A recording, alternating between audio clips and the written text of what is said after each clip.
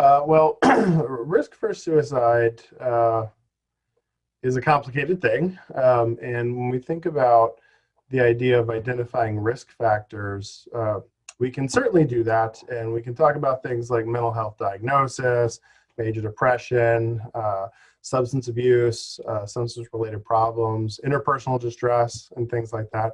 But the problem with risk factors is that as we start listing them, uh, first we wind up with a really long list. There are a lot of things out there that have in research been shown to predict death by suicide. Right now, risk factors are informative, and we can use those to understand if a person is experiencing things that are associated with risk for suicide. But most people who have those experiences, depression, substance abuse, interpersonal distress, even past suicide attempts, which is the strongest risk factor, most of the people with those things will never go on to die by suicide. So while risk factors can be informative and we use those clinically, it's my opinion that predicting suicide is actually impossible at the individual level. And the basic premise of that is evolution has conditioned us, has programmed us to survive. You have many survival instincts that are just part of how you respond to things. And two of those are fear and pain. When something scary happens, you have a fear response and you escape it, you avoid it. When you do something that is painful, physically painful, your body will respond by getting away from that. Put your hand on a hot stove and you're going to take your hand off because it hurts. One of the fascinating things about suicide is that in order to die by suicide, you actually have to counter eons of programming in your mental makeup to work past fear, to work past pain, to actually die by suicide. So I've been sort of involved with asking this question of how does that happen, right? How do people become capable of suicide? And we actually used to think, originally sort of thought that through painful and provocative life experiences, through things like trauma, through injury, through fear-inducing events, from everything from abuse and trauma down to playing contact sports, might in some way influence our ability to face fear and pain that would maybe be a part of suicide. I think we're kind of at a place where we understand that, yes, part of this capability concept is acquired and might function that way, but there are people that are just less afraid and less responsive to pain than others. There's what some might call a dispositional capability for suicide. For me, I also think about the role of context and socialization. So in this country, men die by suicide at a rate of roughly 3.5 to 1 compared to women. And part of that, I think, is how we socialize men and boys around the idea of toughness, around emotional stoicism, about willingness to experience pain and fear and stand up to it. And I think that kind of that leaves us in a place where if a man in this country wants to die by suicide, it's likely that he's been conditioned to face that fearlessly and possibly die. Now, another concept and capability that has recently come up is the notion of a practical capability for suicide.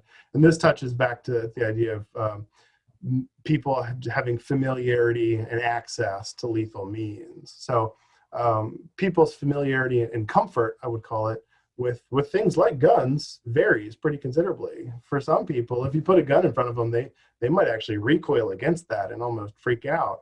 Whereas other people are very familiar with and use guns quite a lot.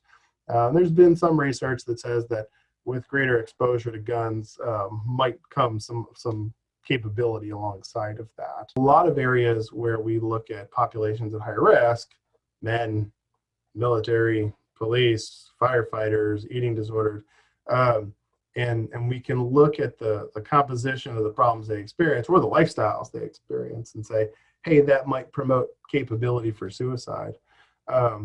What is interesting is that a number of papers, including we have a paper under review right now, that actually shows that capability doesn't change a whole lot. Like the concept of capability might be pretty static.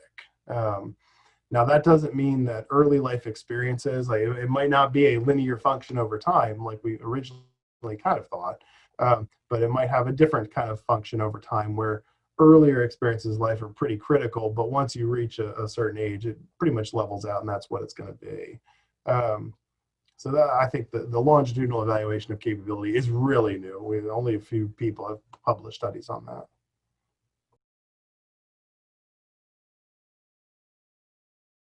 Think about working with someone who might be at risk for suicide, of course, the most important thing is to ask them, are you thinking about suicide? And the presence of suicidal thinking, and in particular, suicidal thinking that is not just about wondering about what it would be like to be dead or even the want to be dead, but the resolution towards planning and preparation for suicide and specificity about how someone plans and prepares for suicide is particularly alarming. Now, when someone is thinking about suicide, oftentimes, there's a lot of models for treatment that we might use to how we work with that person. I particularly like what's called the collaborative assessment and management of suicidality approach. Within this model, we actually look at what are called drivers of suicide risk, and we get talking to the person and begin looking at what is going on in that person's life, what in their social, their interpersonal, their psychological and emotional experience seems to be driving or influencing them to want to die by suicide. And then we can use any number of things that might help us remediate those drivers, help them get a handle on those things. Now, alongside trying to help them with the issues that seem to be driving suicide risk, is we begin looking at actual safety, right? So there's a lot of literature that says that when people are suicidal, right, when they're in crisis, one of the things that's going to predict whether they die or not is whether they have access to something that'll kill them. In this country, it's hard not to get around the guns question. So guns don't make people suicidal, but suicidal people with guns become dead people. And when we are working with someone who is at risk, who is acutely at risk for suicide, oftentimes what we'll talk about is what's called lethal means safety, where we'll think about, okay, you're thinking about suicide and you actually have really strong urges for that, and you have guns at home. What can we do to make your environment safe? What can we do to get those guns out of the house, whether it's your friend down the street, whether it's a relative or someone else, or whether it's something as simple as changing the combination on the gun safe and not getting it back until after this crisis is over. It's about creating space between a person who's acutely at risk for suicide and something they might use to kill themselves. Right?